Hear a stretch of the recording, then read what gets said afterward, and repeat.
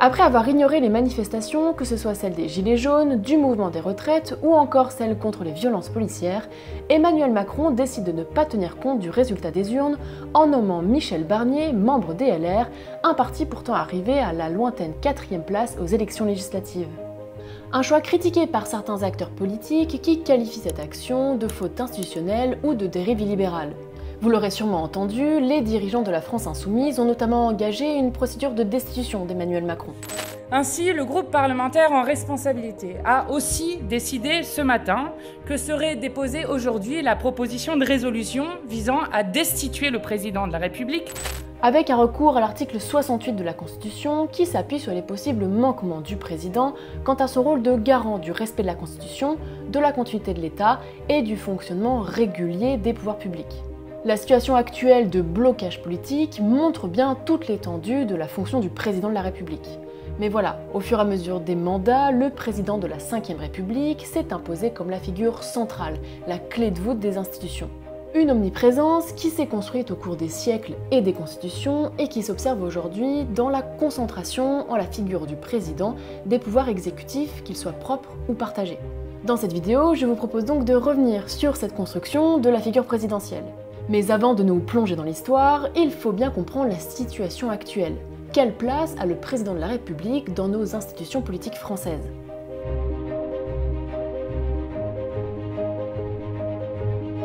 Comme toutes nos institutions, le rôle du président de la République est défini par notre Constitution. Et c'est pas moins de 19 articles qui composent la section consacrée au chef de l'État. On ne va pas tous les lire en chœur, rassurez-vous, mais arrêtons-nous tout de même sur le premier article de cette section, l'article 5. Le président de la République veille au respect de la Constitution, il assure par son arbitrage le fonctionnement régulier des pouvoirs publics ainsi que la continuité de l'État. Il est le garant de l'indépendance nationale, de l'intégrité du territoire et du respect des traités. Cet article trace les contours de la fonction présidentielle, et on voit rapidement qu'ils sont relativement vastes. Dans le détail, le président possède deux types de pouvoirs.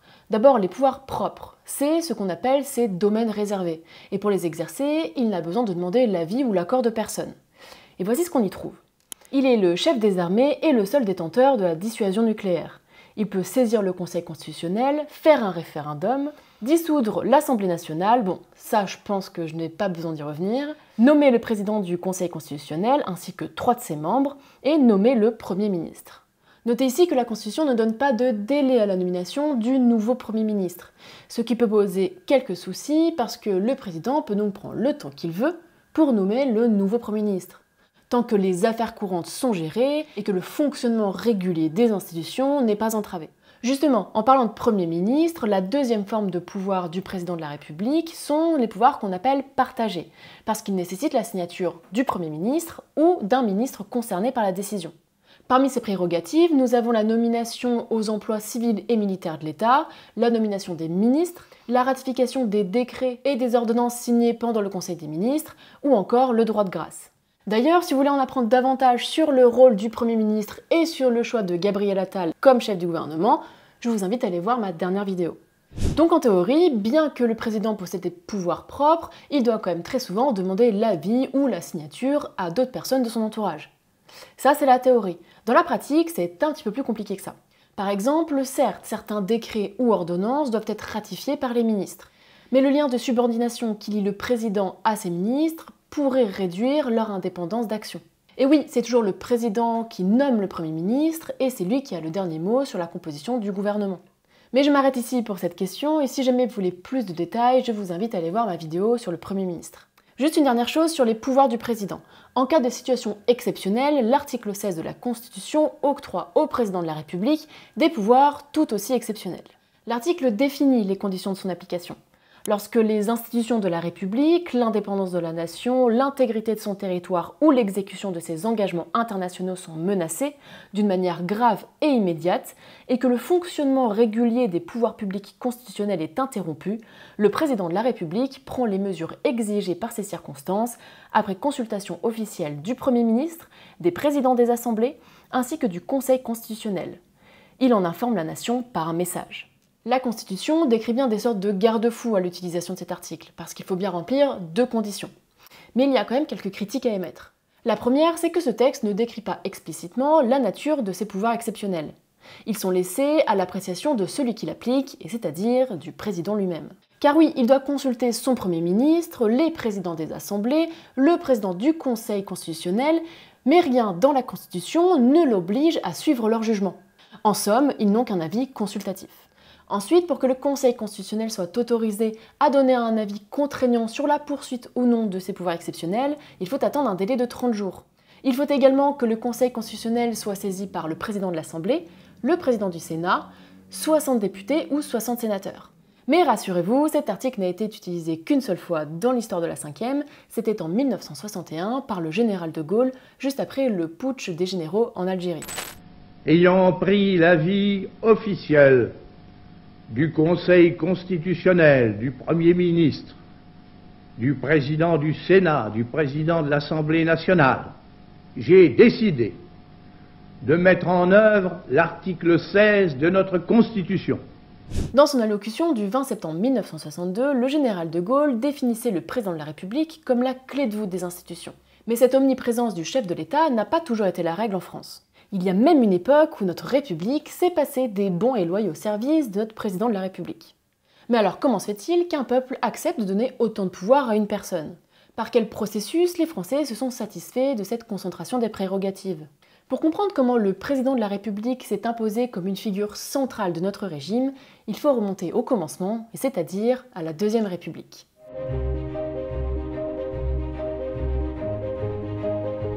Avant la Deuxième République, la fonction de président n'était pas utilisée en France. Oui, la Première République était dominée par le Comité de salut public, un organe gouvernemental mis en place par la Convention et contrôlé par les montagnards. Mais au retour de la République, après le Premier Empire et la Restauration, les politiques de l'époque se sont fortement inspirés de la Constitution états-unienne pour écrire celle de la Deuxième République, proclamée en 1848. Dans ce nouveau régime républicain, ils choisissent de confier la tête du pouvoir exécutif à un homme élu au suffrage masculin direct pour 4 ans. Mais ce choix ne s'est pas fait sans débat. L'instauration de la fonction de président et son mode d'élection n'allaient pas de soi, et ont même reçu de vives critiques. Par exemple, le député Félix Piat exposait déjà les dangers d'un président élu directement par les Français.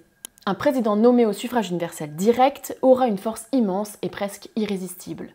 Une telle élection est un sacre autrement divin que l'huile de Reims et le sang de Saint-Louis.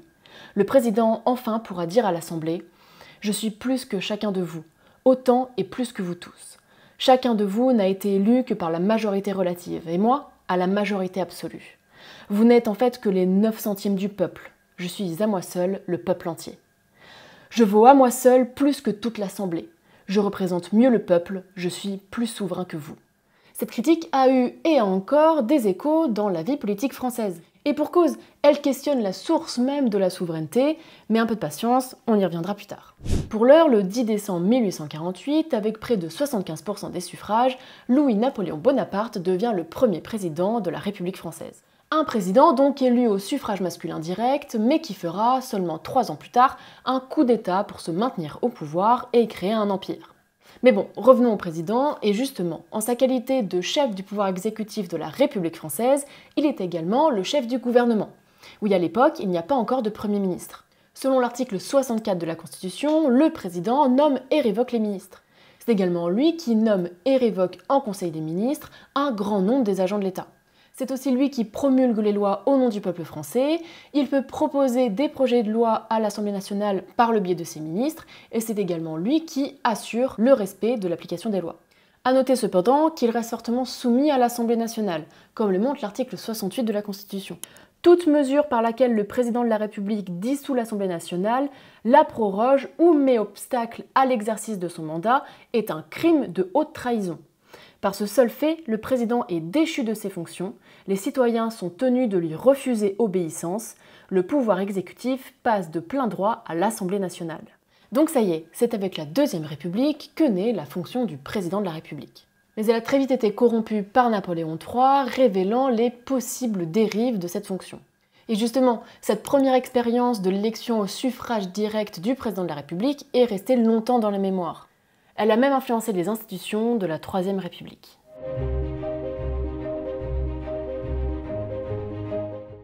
Soucieux de ne pas reproduire les erreurs de la Deuxième République, les politiques de la Troisième se font plus prudents et décident de donner l'élection du président de la République à l'Assemblée nationale et non au peuple. Je ne vais pas revenir sur l'entièreté de la définition du président de la République telle qu'elle est inscrite dans la Constitution de 1871. Par contre, je vais revenir sur des moments qui ont été décisifs dans la définition de ces contours. Le premier moment, c'est la loi Rivet promulguée en 1871. À cette date, la France connaît le dénouement de la guerre contre la Prusse et l'Assemblée nomme Adolphe Thiers président de la République. Mais cette gouvernance n'est pensée que provisoire, car les lois constitutionnelles de la Troisième République n'ont pas encore été écrites. Gardez bien ça en tête, vous allez voir, ça va être important. Dans ce contexte, la loi Rivet marque une évolution vers un régime parlementaire. Elle tente à encadrer les pouvoirs du président et affirme sa domination par l'Assemblée nationale. C'est pourquoi il est spécifié que ces pouvoirs prendront fin en même temps que ceux de l'Assemblée nationale. Le chef du pouvoir exécutif promulgue toujours les lois, mais dès qu'elles lui sont transmises par le président de l'Assemblée. Ensuite, il assure et surveille l'exécution des lois, il réside au lieu où siège l'Assemblée, il est entendu par l'Assemblée nationale toutes les fois qu'il le croit nécessaire, et après avoir informé de son intention le président de l'Assemblée, il nomme et révoque les ministres, le Conseil des ministres et les ministres sont responsables devant l'Assemblée, chacun des actes du président de la République doit être consigné par un ministre, et enfin et surtout, il est responsable devant l'Assemblée. Mais bon, toutes les institutions ne sont pas encore complètement formées, et il faut attendre 1875 pour que 4 lois constitutionnelles fondent véritablement la Troisième République. Parmi elles, l'amendement Vallon grave dans le marbre la fonction du président de la République. Adopté à seulement une voix près, cet amendement transforme le septennat impersonnel du président de la République, c'était MacMahon à l'époque, en un septennat impersonnel. En clair, l'amendement Vallon fait de la fonction provisoire du président de la République une institution pérenne, marquée dans la Constitution. Oui, vous vous rappelez, jusque-là on était dans un gouvernement provisoire, il n'y avait pas encore de texte constitutionnel établi. À ce titre, après la parenthèse impériale et monarchique, ce texte vient lier la renaissance de la République à la fonction du président. Un lien qui se renforcera avec le temps. Aujourd'hui, on a bien l'impression que la République rime avec président, tellement le rôle du chef de l'État a gagné en importance. Pourtant, sous la Troisième République, le président n'avait pas encore ce rôle central qu'il joue aujourd'hui. À l'époque, son action reste en majorité soumise à l'Assemblée qui, elle, exerce la souveraineté nationale. La fin du mandat de MacMahon représente bien ce rapport de force. En mai 1877, c'est le maréchal Patrice de MacMahon qui est en poste à la tête de l'État. Pour faire simple, MacMahon était un monarchiste. Or, l'Assemblée nationale, jusque-là elle aussi monarchiste, venait de passer à majorité républicaine. Après plusieurs différends, MacMahon a tenté d'imposer Albert de Broglie, lui aussi un monarchiste, à la tête du Conseil, ne suivant pas la majorité de l'Assemblée nationale. Ce faisant, MacMahon fait une lecture dualiste de la Constitution. Pour lui, le gouvernement est tout autant son émanation que celle de la Chambre des députés, ce qui est une interprétation très personnelle. Le lendemain, Gambetta fait voter une motion refusant la confiance au gouvernement. Après un ajournement des chambres, MacMahon attaque une seconde fois en demandant la dissolution de l'Assemblée nationale. Qui dit dissolution dit élection, ça on commence à comprendre, et c'est lors de ces élections législatives que Gambetta donne un discours à Lille qui restera célèbre. Ne croyez pas que quand ces millions de Français, paysans, ouvriers, bourgeois, électeurs de la libre terre française auront fait leur choix, et précisément dans les termes où la question est posée, ne croyez pas que quand ils auront indiqué leurs préférences et fait connaître leur volonté, ne croyez pas que lorsque tant de millions de Français auront parlé, il y ait personne, à quelque degré de l'échelle politique ou administrative qu'il soit placé, qui puisse y résister. Quand la France aura fait entendre sa voix souveraine, croyez-le bien, messieurs, il faudra se soumettre ou se démettre. D'ailleurs, petite parenthèse, c'est à cet épisode que se réfèrent les dirigeants de la France insoumise dans leur tribune menaçant Emmanuel Macron de destitution. Se soumettre ou se démettre, ça vient de là. Le 28 octobre 1877, les résultats tombent, et c'est les Républicains qui remportent la partie. MacMahon songe bien à dissoudre une seconde fois la Chambre des députés, mais le président du Sénat s'y oppose. Le ministère de Broglie démissionne donc, et MacMahon tente de faire un ministère des Affaires avec à sa tête Gaëtan Rochebouet. Mais ce nouveau ministère est encore une fois hors de la majorité parlementaire. Et donc le 24 novembre, une motion conduit la Chambre des députés à refuser à 325 voix contre 208 de reconnaître ce nouveau gouvernement, qui en plus pour elle la négation des droits de la nation et des droits parlementaires. Le 13 décembre 1877, le président MacMahon se soumet enfin aux résultats des élections. Il rappelle Jules Dufort pour former un ministère de centre-gauche et reconnaît que la dissolution de la Chambre des députés n'est pas une façon de gouverner le pays. MacMahon finit par démissionner en 1879. Les chambres nomment alors Jules Grévy président de la République. Ce dernier, à l'inverse de son prédécesseur, reconnaît en l'Assemblée l'entièreté de la souveraineté nationale. Il refuse donc d'exercer son droit de dissolution. Eh bien oui, pour lui, comme l'Assemblée est élue au suffrage direct, elle possède une plus grande légitimité que le président de la République à exercer la souveraineté nationale, c'est-à-dire de disposer de ce pouvoir suprême de diriger la nation. Il déclare dans un message destiné aux chambres que, soumis avec sincérité à la grande loi du régime parlementaire, il n'entrera jamais en lutte avec la volonté nationale exprimée par ses organes constitutionnels. Cet épisode met en avant les frictions qui animent les différents courants politiques, qu'on soit parlementaristes ou présidentialistes. En somme, la question est de savoir qui, entre le président de la République et l'Assemblée, incarne véritablement la souveraineté nationale. Vous l'aurez compris, durant la Troisième République, c'est le parlementarisme qui s'impose, contrairement à la Cinquième République, où De Gaulle fait du chef de l'État l'incarnation même de la souveraineté nationale. Mais pour arriver à la Cinquième République et à ses hyper-présidents, il aura fallu quelques légers rebondissements. Né dans la guerre, c'est encore par les armes que la Troisième République est battue lors de l'armistice de juin 1940. Aidé par Pierre Laval, le maréchal obtient le 10 juillet 1940 les pleins pouvoirs. Ce vote, obtenu à 560 voix contre 80, met fin à la Troisième République. Dès le 12 juillet, le maréchal se proclame chef de l'État français, congédie le président de la République Albert Debrun, ainsi que les chambres. Le régime républicain s'écroule, le Parlement n'existe plus et le maréchal Pétain s'attribue la totalité des pouvoirs exécutifs.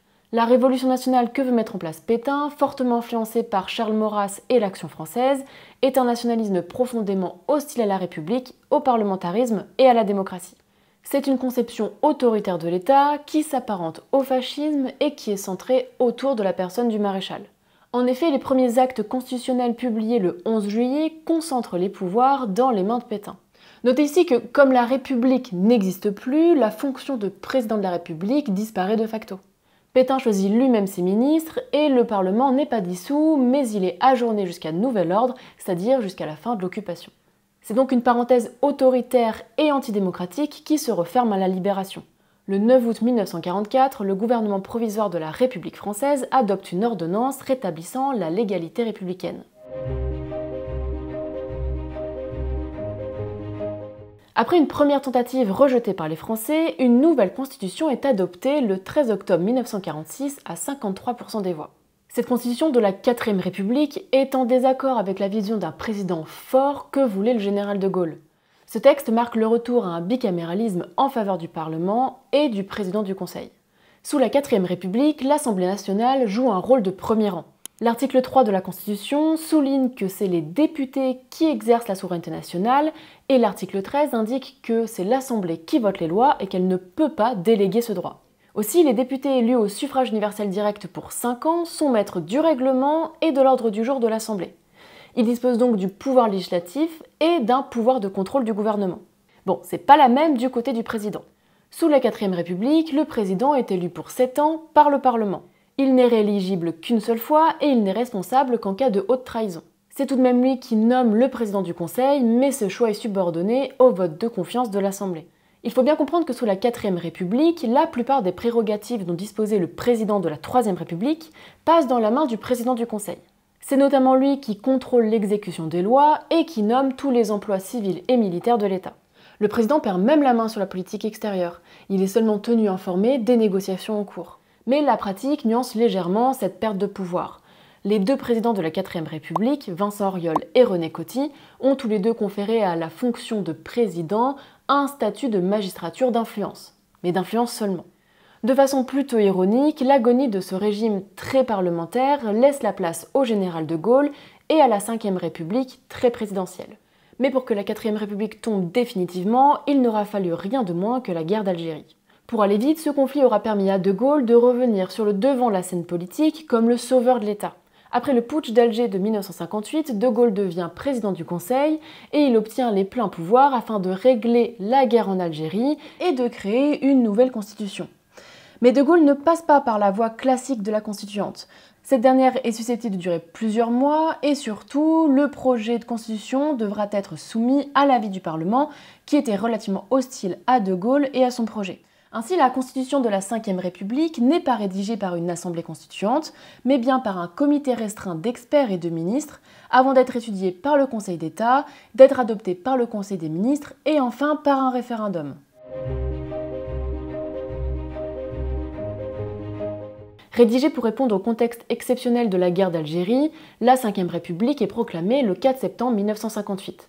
Et ce régime fait la part belle au président de la République en reléguant au placard le parlementarisme absolu. On l'a vu au début de cette vidéo, actuellement c'est le pouvoir exécutif qui prime sur le pouvoir législatif, et le président de la République en est l'organe clé. Oui, l'évolution de la manière d'appliquer la souveraineté aboutit en France à un compromis, si on suit l'historien Serge Bernstein. Mais c'est un compromis d'une nature quand même particulière. C'est un nouveau régime, plus présidentiel cette fois, qui rend possible ce que l'historien Nicolas Rousselier nomme la démocratie exécutive. Ici, le président est devenu le maillon fort du régime, mais à l'époque, il ne peut pas encore gouverner contre la représentation nationale. Mais avec le passage au suffrage universel direct de l'élection présidentielle en 1962, une brèche s'ouvre, et elle déstabilise ce difficile compromis entre le président et le Parlement. Le président de la République sera dorénavant élu au suffrage universel. Rappelez-vous l'avertissement de Félix Piat concernant l'élection du président de la République au suffrage direct. Le député craignait que cette élection concentre en la seule personne du président toute la légitimité de la souveraineté nationale. Ce faisant, la révision constitutionnelle de 1962 finit de donner à la fonction présidentielle la place centrale qu'elle occupe aujourd'hui. Ce qui vaut à l'historien Maurice Duverger de qualifier la Ve République de monarchie républicaine.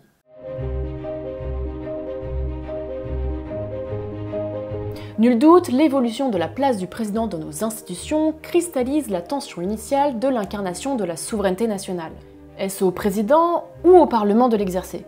Et la situation actuelle révèle tous les enjeux liés à cette friction. En somme, la question centrale serait peut-être de trouver comment garantir au peuple l'exercice de sa souveraineté, que ce soit dans une république représentative ou plus participative. Merci d'avoir regardé cette vidéo et si elle vous a plu, n'oubliez pas de mettre un like et de me dire en commentaire quel sujet vous aimeriez que j'aborde. Quant à moi, je vous dis à la prochaine.